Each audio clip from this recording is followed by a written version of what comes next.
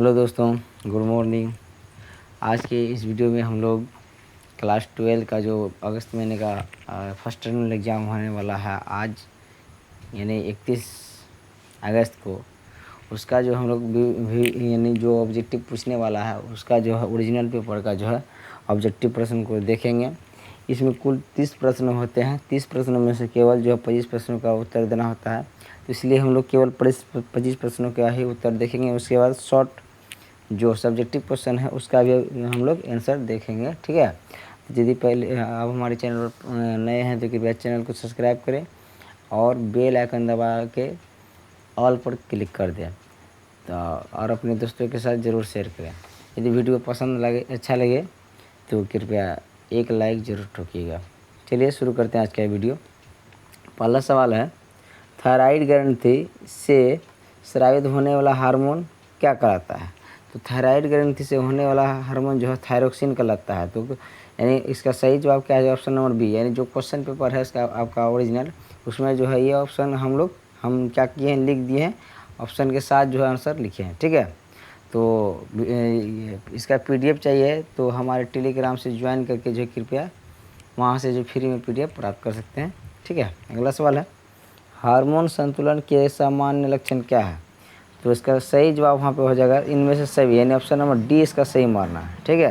अगला सवाल है, मानव शरीर का सबसे बड़ी ग्रंथि कौन सा है? तो मानव शरीर का सबसे बड़ी ग्रंथि क्या है?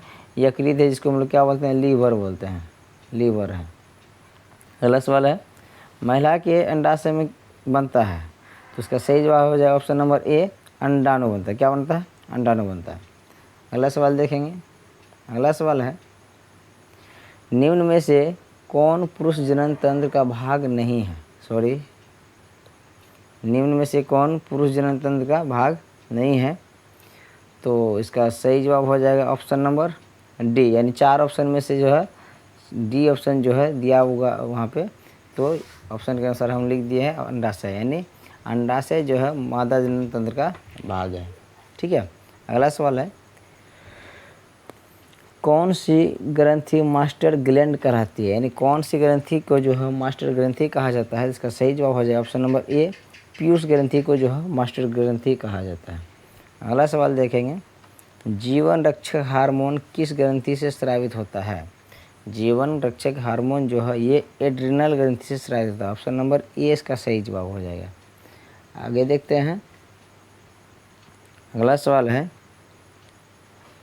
घरेलू वायु प्रदूषण का क्या कारण है? घरेलू वायु प्रदूषण का क्या कारण है? तो इसका ऑप्शन हम सही लिख दिए हैं। पहला है खाना पकाने के लिए प्रयुक्त ईंधन, दूसरा है मच्छर मारक दवा का उपयोग, तंबाकू और धूम्रपान। तो इसका सही जवाब हो जाएगा ऑप्शन नंबर डी, इनमें से सभी, ठीक है। 8 का क्या आ जाएगा? इनमें से सभी, यानी ऑप्शन नंबर डी इसका सही जवाब हो जाएगा। अगला सवाल होता है, निम्नलिखित में से कौन व्यक्तिगत स्वच्छता के अंतर्गत नहीं आता है? तो इसके लिए जो 4 ऑप्शन वहाँ पे दिया गया है, तो ऑप्शन नंबर सी इसका जो है सही जवाब हो जाएगा। कि क्या होगा कि प्रत्येक उपयोग के बाद कपड़े धोना, ये व्यक्तिगत स्वच्छता के अंतर्गत नहीं आता। तो ऑप्शन नंबर सी इसका सही जवाब हो जाएगा। आगे देखते हैं। अगला सवाल है, रसोई के कचरे के लिए किस रंग के कूड़ेदान का प्रयोग करना चाहिए? तो रसोई के कचरे के लिए जो है हरे रंग का डब्बे का जो है प्रयोग करना चाहिए। ऑप्शन नंबर डी इसका सही जवाब हो जाए आपके क्वेश्चन पेपर के अनुसार। अगला सवाल है, WHO यानी वर्ल्ड हेल्थ ऑर्गेनाइजेशन ने हाथ धोने के कितने चरण की अनुशंसा की है? तो इसका सही जवाब हो जाए ऑप्शन नंबर बी, 5 चरणों की, ठीक है, आपके क्वेश्चन के अनुसार है, ठीक। अगला सवाल है, कितने बार दांतों को ब्रश करना चाहिए? यानी एक दिन में दांतों को कम से कम दिन में 2 बार ब्रश करना चाहिए। ऑप्शन नंबर बी इसका सही जवाब हो जाएगा। अगला सवाल है, किस स्रोत से वायु प्रदूषित नहीं होती है? 4 ऑप्शन के दिया हुआ है वहाँ पे, तो ऑप्शन नंबर बी, यानी श्वसन क्रिया के द्वारा जो है वायु प्रदूषित नहीं होती है। ये 4 ऑप्शन के अकॉर्डिंग, ठीक है, वो जो 4 ऑप्शन आपके क्वेश्चन पेपर में दिया है उसके अकॉर्डिंग, ठीक है। अगला सवाल देखते हैं, किसे परिरक्षक के रूप में इस्तेमाल किया जाता है? यानी 4 ऑप्शन में जो आपका जो दिया है, ऑप्शन नंबर ए चीनी, बी में दिया नमक, सी में दिया तेल। तो इसका सही जवाब हो जाए ऑप्शन नंबर डी, सभी, यानी ये तीनों का जो उपयोग जो परिरक्षक के रूप में इस्तेमाल किया जाता है। ऑप्शन नंबर डी इसका सही जवाब हो जाएगा। अगला सवाल है, यूनिसेफ किसके लिए कार्य नहीं करती है? तो यूनिसेफ किसके लिए कार्य नहीं करती है? तो इसका सही जवाब हो जाए ऑप्शन नंबर सी। आपके क्वेश्चन के अकॉर्डिंग क्या है? ऑप्शन नंबर सी जो है मनोरंजन के लिए जो यूनिसेफ काम नहीं करती है। अगला सवाल है, निम्न में से कौन सी बीमारी व्यक्तिगत स्वच्छता के कमी के कारण होती है? तो इसका सही जवाब हो जाए option number A. Question paper के अनुसार, आपके क्वेश्चन पेपर के अनुसार हो जाए option number A, diarrhoea. Diarrhoea जो है व्यक्तिगत स्वच्छता के कारण होती है। अगला सवाल देखते हैं। अगला सवाल है, वस्तुओं को जलाने से कौन सी गैस उत्पन्न होती है? तो वस्तुओं को जलाने से क्या होता है? कार्बन डाइऑक्साइड गैस उत्पन्न होती है। ऑप्शन नंबर बी इसका सही जवाब हो जाएगा। अगला सवाल देखें, आहार आयोजन से किसकी बचत होती है? तो आहार आयोजन किससे जो है ईंधन, समय और ऊर्जा, इन सभी की बचत होती है। इसका सही जवाब हो जाए ऑप्शन नंबर डी। ठीक है। अगला सवाल है, भोजन खराब होने का कारण क्या है? तो भोजन खराब होने का मेन कारण है मौसमी उतार चढ़ाव, सूक्ष्म जीव, अत्यधिक गर्मी। इसका सही जवाब हो जाए ऑप्शन नंबर डी। यानी इन सभी कारणों के से जो है क्या होता है, भोजन खराब हो जाता है। अगला सवाल है, निम्न में से कौन खाद्य संरक्षण की भौतिक विधि नहीं है? तो इसका सही जवाब हो जाए क्वेश्चन पेपर के अनुसार ऑप्शन नंबर ए, निर्जलीकरण। निर्जलीकरण जो है खाद्य संरक्षण की भौतिक विधि नहीं है। तो हम लोग अब जो इसका सब्जेक्टिव प्रश्नों को देख लेते हैं। ठीक है। सब्जेक्टिव प्रश्नों के अंतर्गत दिया गया है, यानी परिभाषा लिखना है। पहला है क्या, हार्मोन को परिभाषित करें। किसको? हार्मोन। हार्मोन का परिभाषा लिखने बोला है। तो हार्मोन क्या है? तो इसका सही उत्तर लिखेंगे, हार्मोन या ग्रंथिरस या अंतःस्राव जटिल कार्बनिक पदार्थ है जो सजीवों में होने वाले विभिन्न जैव रासायनिक क्रियाओं, वृद्धि, विकास, प्रजनन आदि का नियमन तथा नियंत्रण करता है। ये कोशिकाओं तथा ग्रंथियों से स्रावित होते हैं। ठीक है। ये हार्मोन का डिफिनेशन दिया गया है, ये हार्मोन का लिख लीजिएगा। 2 नंबर में दिया है मासिक चक्र क्या है, यानी मासिक चक्र के बारे में बोला है। मासिक चक्र का जो परिभाषा लिखने हैं, मासिक चक्र क्या है उसका परिभाषा लिखना है 2 नंबर में। तो 2 नंबर का जवाब हो जाएगा उत्तर, देख लेते हैं 2 नंबर में है। मासिक चक्र योनि से होने वाला रक्तस्राव है जो महीने में एक बार होता है। यानी स्त्रियों में जो है मासिक चक्र महीने में एक बार होता है। यह मासिक चक्र कहा जाता है। एक सामान्य हिस्सा है मासिक चक्र का, जो क्या है एक सामान्य हिस्सा है। इसे मासिक धर्म के रूप में भी जाना जाता है। मासिक चक्र को जो है मासिक धर्म के रूप में जाना जाता है।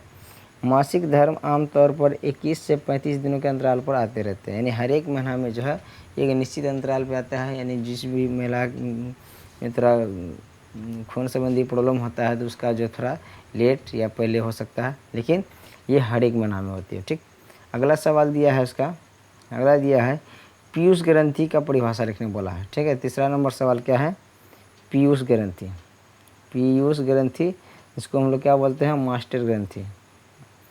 मास्टर ग्रंथि को जो हम लोग क्या बोलते हैं, पीयूष ग्रंथि बोलते हैं। ठीक है। तो यहाँ देखिए पीयूष ग्रंथि क्या है। पीयूष ग्रंथि या पीयूषिका एक अंतःस्रावी ग्रंथि है। ठीक है। जिसका आकार मटर के दाने जैसा होता है। पीयूष ग्रंथि का आकार कैसा होता है, मटर के दाने जैसा होता है। और वजन 0.6 ग्राम होता है या 0.02 आउंस के बराबर होता है। यह मस्तिष्क के तल पर हाइपोथैलेमस के निचले हिस्से से निकला हुआ है। पीयूष ग्रंथि कहाँ से निकला है, मस्तिष्क के हाइपोथैलेमस के निचले हिस्से से निकला है। ठीक है। निकला हुआ उभार है और यह एक छोटे अस्थिमय गुहा में दृढ़तानिक रज्जु से ढका हुआ है। यह है पीयूष ग्रंथि का डिफिनेशन। इसको लिख लीजिएगा टेलीग्राम से ज्वाइन करके। ठीक है। अगला सवाल देखते हैं। अगला सवाल है पर्यावरण। पर्यावरण का परिभाषा लिखने बोला। 4 नंबर में क्या है, पर्यावरण को परिभाषित करने दिया हुआ। ठीक है। 4 नंबर सवाल। तो पर्यावरण क्या है, पर्यावरण वह है जो कि प्रत्येक जीव के साथ जुड़ा हुआ है और हमारे चारों तरफ वह हमेशा व्याप्त रहता है। यानी हमारे चारों ओर फैले हुए क्या है, वातावरण ही क्या है, पर्यावरण है। सामान्य अर्थों में यह हमारे जीवन को प्रभावित करने वाले सभी जैविक और अजैविक तत्वों, तथ्यों, प्रक्रियाओं और घटनाओं के समुच्चय से निर्मित इकाई को ही हम लोग क्या बोलते हैं, पर्यावरण बोलते हैं। यानी क्या है कि जैविक तथा अजैविक तत्वों, तथ्यों, प्रक्रियाओं और घटनाओं के समुच्चय से निर्मित इकाई को ही हम लोग क्या बोलते हैं, पर्यावरण बोलते हैं। और एक सवाल दिया है, अगला सवाल क्या है, वायु प्रदूषण। वायु प्रदूषण के बारे में दिया है। 5 नंबर में दिया है क्या, वायु प्रदूषण। वायु प्रदूषण का परिभाषा लिखने के लिए बोला है। वायु प्रदूषण का, ठीक है, वायु प्रदूषण का क्या आ जाएगा, वायु प्रदूषण किसी भी रासायनिक, भौतिक या जैविक कारक द्वारा घर के अंदर या बाहर के वातावरण का प्रदूषक है जो वायुमंडल की प्राकृतिक विशेषताओं को संशोधित करता है और उसे गंदा करती है। तो इस तरह से जो है तो इसका ऑब्जेक्टिव और सब्जेक्टिव दोनों जो है हमारे टेलीग्राम से ज्वाइनिंग करके प्राप्त कर सकते हैं। तो टेलीग्राम ज्वाइनिंग करने के लिए हमारे वीडियो के डिस्क्रिप्शन में अबाउट सेक्शन में जाइए और वहाँ पे जो टेलीग्राम का लिंक दिया हुआ है वहाँ से जो ये PDF फ्री में प्राप्त कर सकते हैं। ठीक है, वीडियो अच्छा लगे तो एक लाइक ज़रूर कीजिए। तब तक के लिए धन्यवाद। जय हिंद, जय भारत।